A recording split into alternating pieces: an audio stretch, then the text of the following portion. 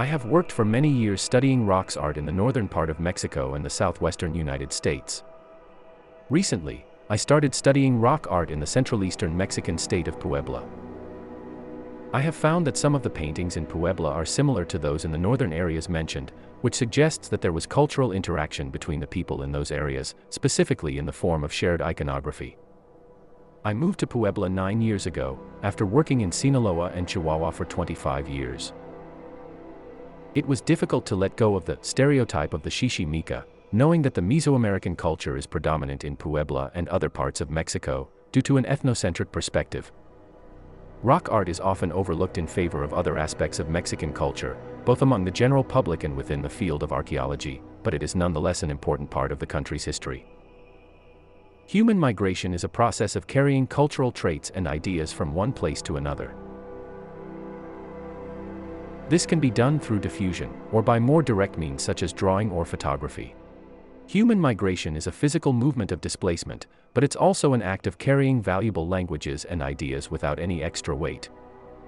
Diffusionism generates an imaginary parallelism between distant spaces. When you hear a word, you usually think of an image to go along with it. For example, if you hear the word hand, you might think of the image of a hand. But when you see a hand drawn or photographed, it becomes a more permanent image.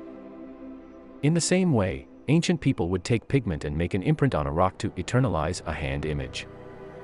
Drawing or photographing a natural form such as a hand gives it a permanent place in the universe.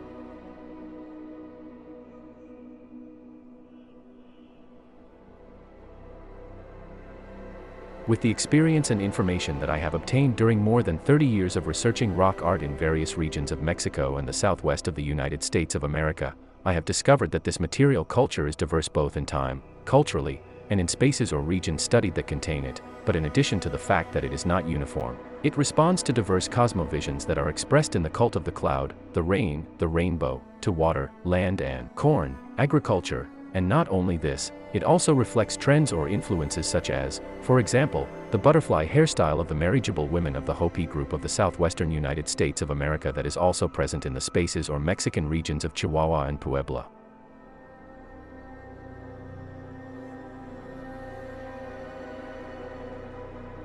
The first of those regions in northern Mexico is northern Sinaloa. In it I recorded, at the site of San Vicente, the figure called Tlalacronada Magoyan, which is actually a white cave painting with a trapezoidal head, large eyes, and a body with internal staggered designs known as a blanket design.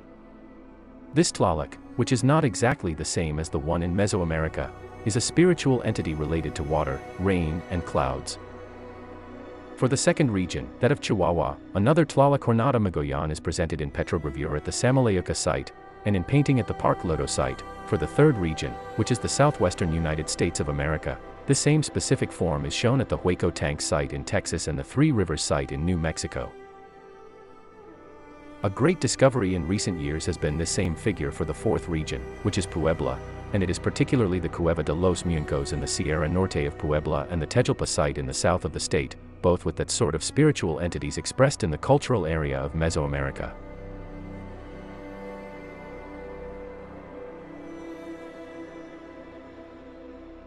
In our case study, this question has already been answered with the example of the Tlalacronada Magoyan. But this is also reinforced by the presence of the intermediaries between human beings and the gods, the makers of rain clouds that are the Cachinas of the Pueblo Indians, Hopi and Zuni, and that are represented in rock art in Texas, United States of America, specifically on the Hueco Tank site. Similarly, there are Cachinas in Puebla, Mexico, at the Altar de Caracco site located in the Sierra Norte of Puebla.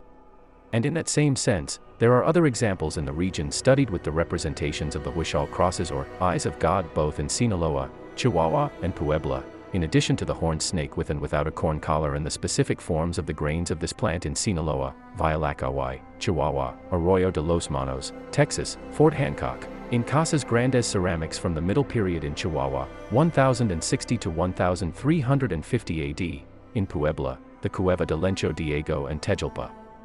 And the specific figure known as the rain altar, it is presented in the form of a hat, with bird wings, with and without raindrops. The figures of the corn plant, that of the bird perched on this plant and the man corn, are specific forms that are represented in Three Rivers, New Mexico and Altar de Caracco, Puebla, graphic elements also related to water, earth, rain, clouds, and corn, vital aspects for the development of the agricultural peoples of Mexico and the southwest of the United States with their own activities that intensified from the year 1000 AD.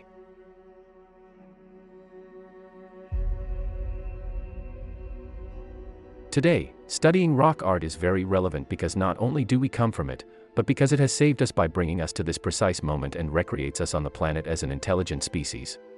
The 4 regions that I have studied present a series of very important examples of what has been said. The first is the association between anthropomorphs and zoomorphs with 3 fingers or phalanges and rectilinear or quadrangular figures, such as the sites of Durango, Mexico, Cueva Pinta, border with Chihuahua, Sinaloa, Cerro El Cochi, and Puebla, Tejalpa.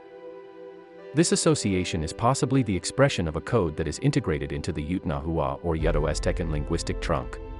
The last element is the representation of Hopi women from the southwestern United States with butterfly or side bun hairstyles, and its influence or fashion for this form of hairstyle is clear because it appears both at the Rincon de los Apaches site in Chihuahua and in San Pablo Amaltepec in Puebla, both in Mexico.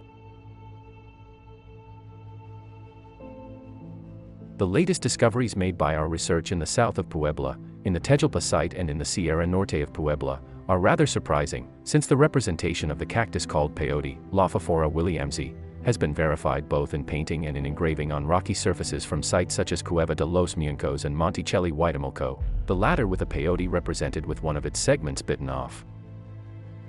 Peyote contains mescaline, a psychotropic substance that has been traditionally used since ancient times in religious and healing ceremonies by indigenous groups in the southwestern United States and western and northern Mexico. In Chihuahua, for example, there are 2 very important sites with cave paintings of peyotes represented in profile and in plan. This is the case of Cueva de las Monas and Canada El Café, with one of its peyotes bitten as well.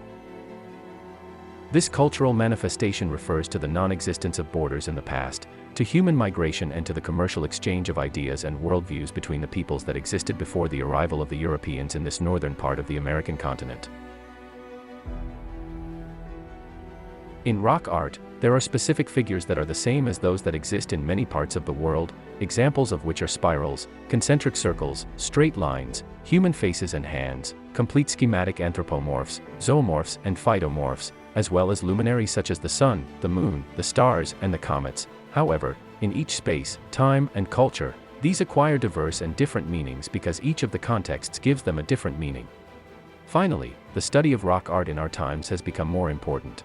It is a mirror through which we see ourselves reflected, so it is vital to preserve it, study it, and recreate it artistically for the good of ourselves and future generations.